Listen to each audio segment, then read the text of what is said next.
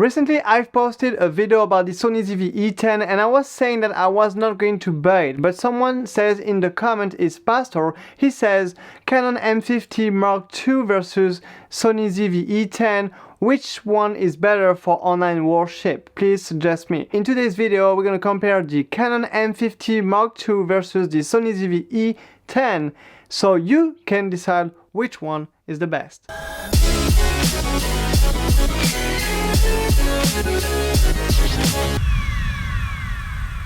Welcome on the channel. If you're part of the 88% watching my videos without subscribing, I invite you at the end of this video to subscribe, ring the bell and click on the like button as well. But let's dive into today's subject. So let's start with the price. The Canon M50 Mark II is at about $600 when the Sony ZVE E10 is at about $700.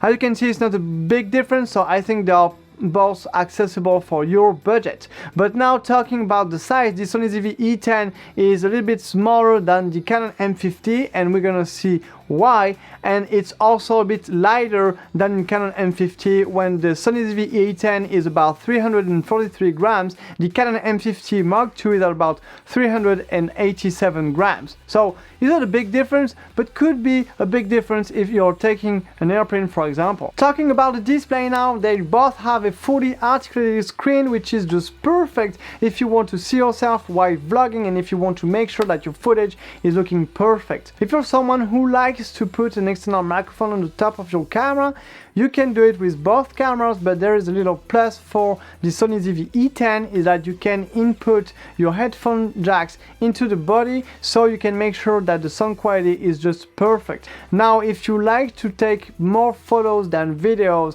I highly recommend you to go with the Canon M50 Mark II because you have this electronic viewfinder permitting you to check your exposure and to have the best photo quality ever. Let's talk about something crispy, the sensor. The sensor on the Sony ZVE E10 is slightly bigger than the Canon M50 Mark II, but this is not a huge game changer because you could say that the low light situation is going to be better and the image quality could be better, but it always depends on the lens that you have on your camera. If you buy the Canon M50 Mark II, you could have the 15 to 45mm f3.5 to 6.3, and if you buy the Sony ZVE E10, you could have the 16 to 50mm f3.5 to 5.6.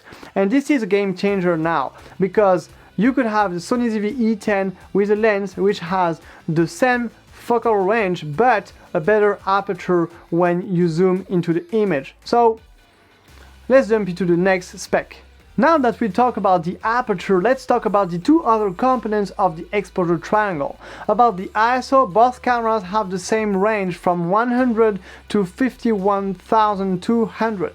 And about the shutter speed, you can go from bulb, which means that the shutter speed is going to stay open, for example, if you want to make light painting, to 1/4000 if you want to shoot Usain Bolt, even though he's retired.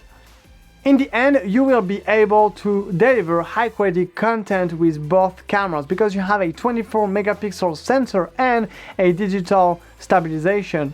But because there is always a but somewhere, with the Sony ZVE E10 you have more focus points, and with this I want to say that you have a better eye tracking system with Sony than Canon, and if you're shooting sports photos, it's better to have more focus points. With the Sony ZVE E10 you can shoot up to 11 frames per second, when with the Canon M50 Mark II you can shoot up to 10 frames per second. So again, there is a little pros for the Sony ZVE E10. Now let's talk about the resolution and picture profiles. With the Canon M50 Mark II you can shoot in 4K 24 frames per second and Full HD up to 60 frames per second, when with the Sony ZVE E10 you can shoot in 4K 24 frames per second up to 30 frames per second and in Full HD up to 120 frames per second. So if you want to do slow motion, I highly recommend you to go with the Sony. Now if we talk about picture profiles, with the Canon M50 Mark II you have the normal Canon picture profiles, when with the Sony ZVE E10 you have access to the S-Log3, S-Log2 and HLG. Why do you want to have access to that? It's because in those specific picture profiles, you have more dynamic range if you want to treat your footage in post. Plus, I'm now able to shoot in S-Log3 with the Sony ZVE10, S-Log3 with my A7 III, and I'm able to match both footage, so in the end you can see the difference.